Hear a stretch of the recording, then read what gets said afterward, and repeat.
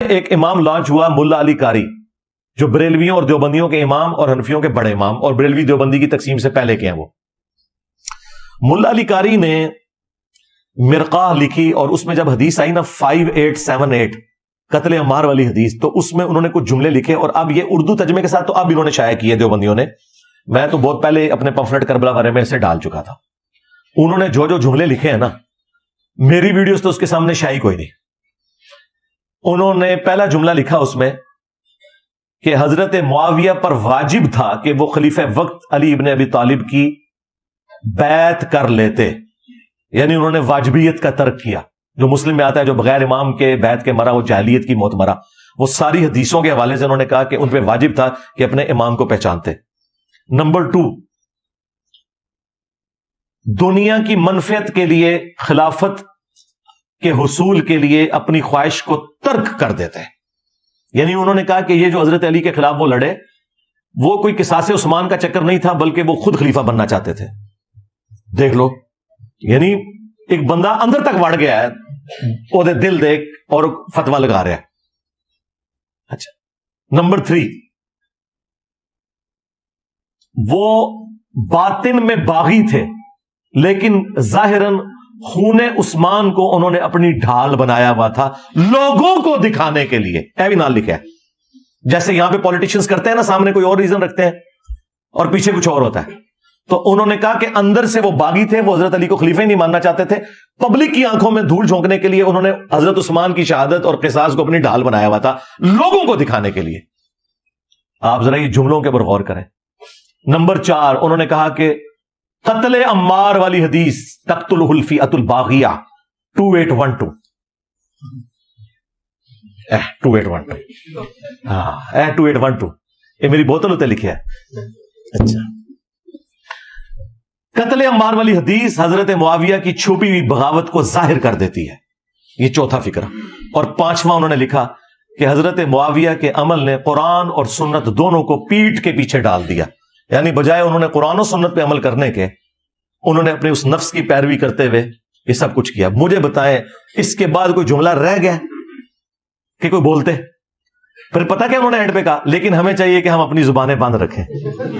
ہاں، یہی تو ہم کہہ رہے ہیں کہ ہم اس سے ہلکی باتیں کر کے اور ڈائریکٹ حدیثیں بیان کر کے اپنی زبانیں بند کیے ہوئے ہیں، اور ملا علی قاری یہ سارے فتوے بیان کر کے بھی کہہ رہے ہیں زبان ہمیں بند رکھنی چاہیے۔ یعنی ملا علی قاری المتوفی 1014 ہجری، یقین کریں میں تو اس کے بعد انہیں دل سے کہتا ہوں رحمہ اللہ۔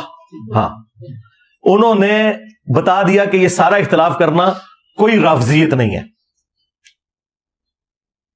اور دوسرا فتویٰ ملا علی قاری سے بھی بڑے امام جو ان سے بھی پہلے گزرے، 855 ہجری میں فوت ہوئے، انہوں نے عمدۃ القاری صحیح بخاری کی شرح لکھی، بدر الدین عینی۔ ایک ہی زمانے میں دو امام ہیں، ابن حجر اسقلانی نے فتح الباری لکھی، 852 ہجری میں فوت ہوئے، اور 855 ہجری میں 3 سال کے بعد انہی کے زمانے میں تھے فوت ہوئے بدر الدین عینی۔ انہوں نے بخاری کی شرح لکھی، اور انہوں نے بھی وہی کام کیا جو مشکات کی شرح لکھتے ہوئے فقہ حنفی کو ثابت کرنے کے لیے جو مولا علی قاری نے پاپڑ بیلے تھے نا، وہی پاپڑ بخاری کے خلاف بیلے بدر الدین عینی نے اپنی فقہ حنفی کو ثابت کرنے کے لیے، کیونکہ بخاری تو فقہ حنفی کے خلاف ہے۔ اچھا، انہوں نے بھی یہ کیا کہ وہ 7083 نمبر حدیث جو بخاری میں آتی ہے نا کہ جب کوئی مسلمان دوسرے مسلمان پہ تلوار اٹھائے تو دونوں جہنمی ہیں، اس کی وہ شرح لکھتے ہیں۔ اور یہ اس کانٹیکسٹ میں ہے کہ وہ ایک تابعی جو ہے وہ حضرت علی کی حمایت میں کھڑے ہوتے ہیں، تو ابو بکرہ صحابی انہیں روکتے ہیں کہ بھائی میں نے رسول اللہ سے سنا تھا جب ایک مسلمان دوسرے پہ تلوار اٹھائے تو دونوں جہنمی ہیں، اور پھر ہم نے نبی علیہ السلام سے پوچھا کہ جو قتل ہو جائے وہ کیوں جہنمی ہے، قاتل تو جہنمی ہے؟ تو نبی علیہ السلام نے فرمایا اس مقتول نے بھی تو اپنے بھائی کے قتل کا ارادہ کیا تھا، وہ بھائی کامیاب ہو گیا، لہذا دونوں ہی جہنم میں۔ اس حدیث کو استغفر اللہ واتوب الیہ حضرت ابو بکرہ نے حضرت عائشہ اور حضرت علی کی جنگ کے اوپر فٹ کر کے میں نے اس میں کیا رزلٹ نکالا کہ دونوں جہنمی ہیں، تو غلطی لگی ان کو۔ انجینئر ہوتے ان کے ساتھ ہوتا ہے انجینئر ابو بکرہ، تو یہ رافضی کہہ دیتے، لیکن وہ انجینئر نہیں تھے نا، سمپل صحابی تھے، وہ ابو بکرہ کہہ دیا۔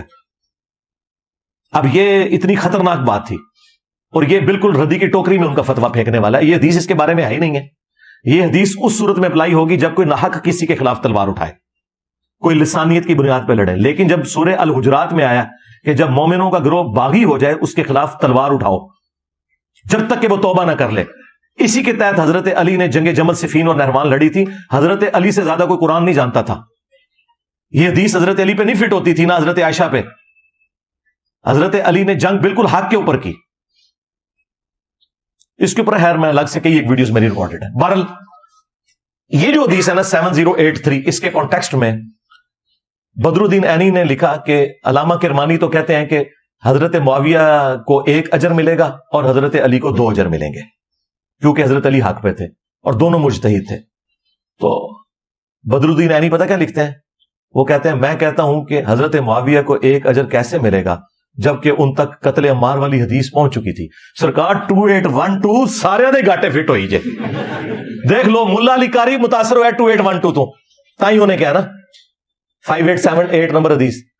اچھا بدر الدین عینی بھی کہتا ہے 2812 آ گئی ہے ہوں بھابی کی گل اسی کیوں بنی ہے.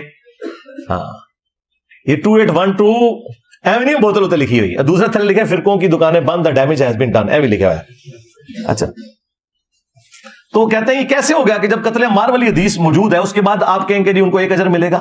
پھر اینڈ پہ انہوں نے جملہ بڑا سخت بولا. انہوں نے کہا کہ کیا حضرت معاویہ اس پہ راضی نہیں کہ اللہ تعالیٰ انہیں چھوڑ دے برابر بجائے اس کے کہ انہیں 1 اجر بھی ملے. اللہ تعالیٰ انہیں اگر بخش دینا ان کے لیے یہی لائف ٹائم اچیومنٹ ہے, اجر تو چھڑ دو.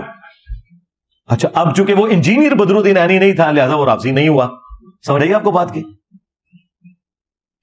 اور یہ بات بالکل بدر الدین عینی کی درست ہے کیونکہ یہ حدیث غلط فٹ کر رہے ہیں. بخاری مسلم میں حدیث ہے اگر حکمران وقت اجتہاد کرے, صحیح اجتہاد کرے تو 2 اجر ہیں, غلط اجتہاد کرے تو 1 اجر. اور اس پہ امام بخاری نے باقاعدہ باب باندھا ہے کہ حاکم وقت کا اجتہاد, یعنی حضرت علی اگر جنگ جمل صفین نہروان نعوذ باللہ غلط بھی لڑتے 1 اجر مل جاتا پھر بھی. اور الحمدللہ انہوں نے بخاری مسلم کی روشنی میں صحیح لڑی ہے تو 2 اجر ہے. مخالف کے اجر کی تو کبھی بات ہی نہیں ہوئی ہے.